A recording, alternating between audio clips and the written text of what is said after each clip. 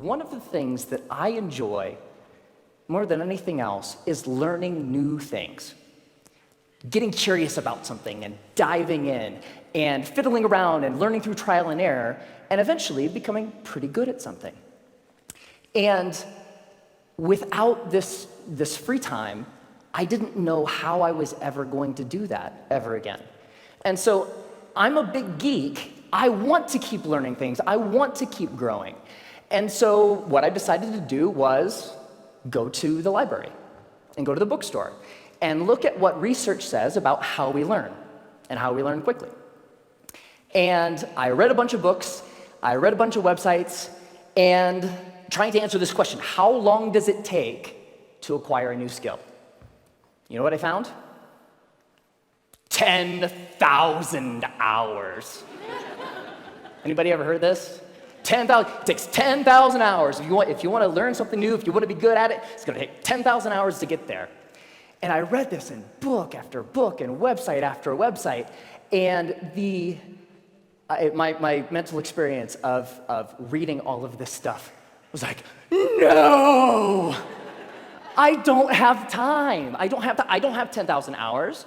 I am never going to be able to learn anything new ever again. But that's not true. So 10,000 hours, just to give you a rough order of magnitude, 10,000 hours is a full-time job for 5 years.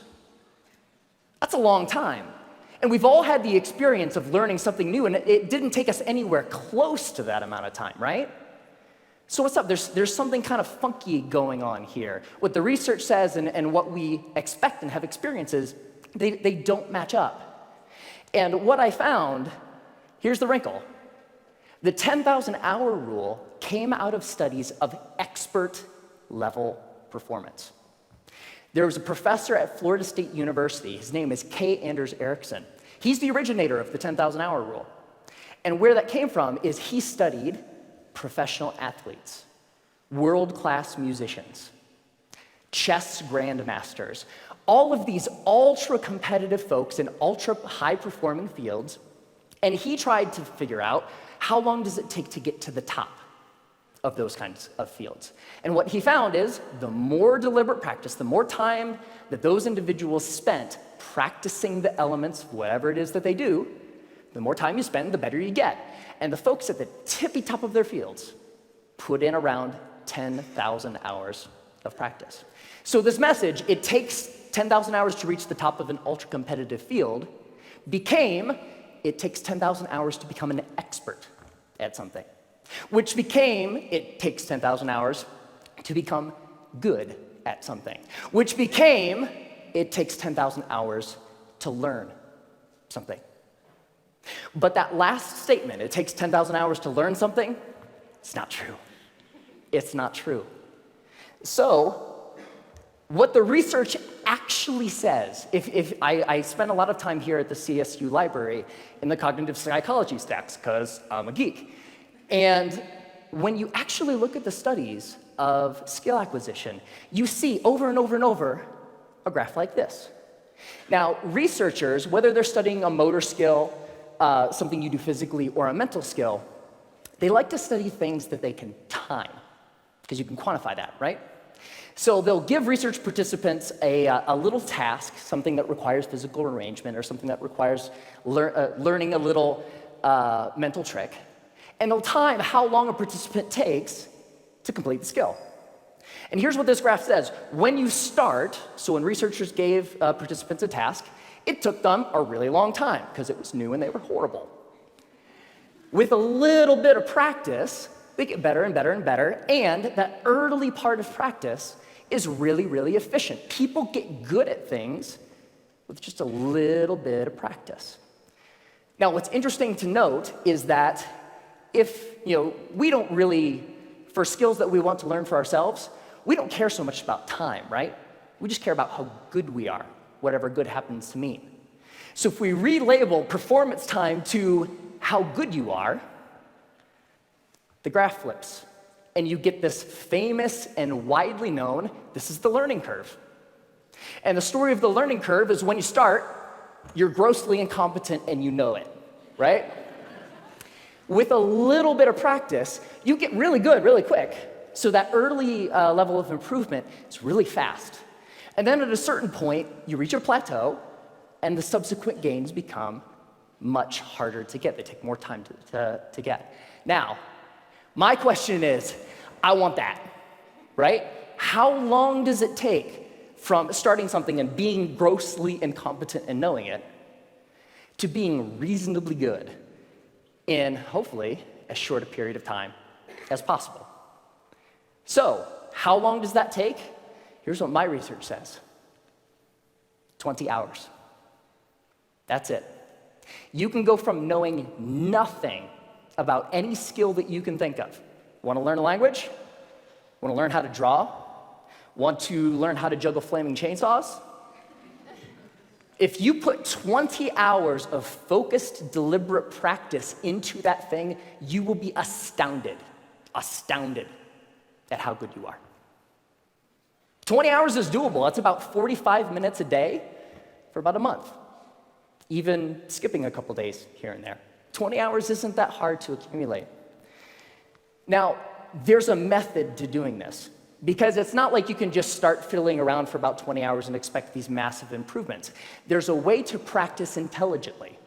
There's a way to practice efficiently that will make sure that you invest those 20 hours in the most effective way that you possibly can.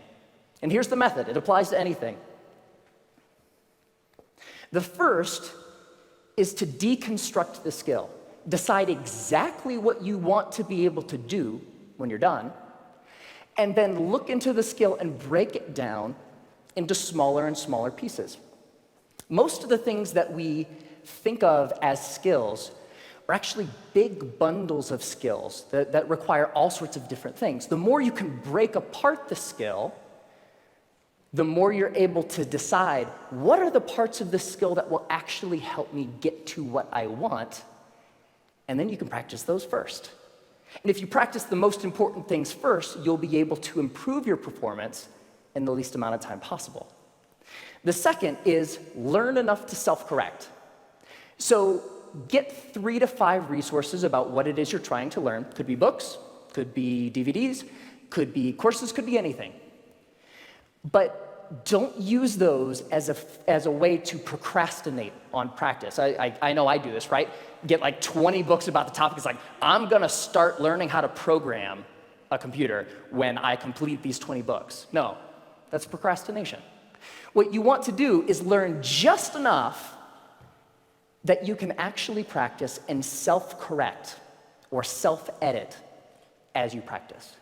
So the learning becomes a way of getting better at noticing when you're making a mistake and then doing something a little different.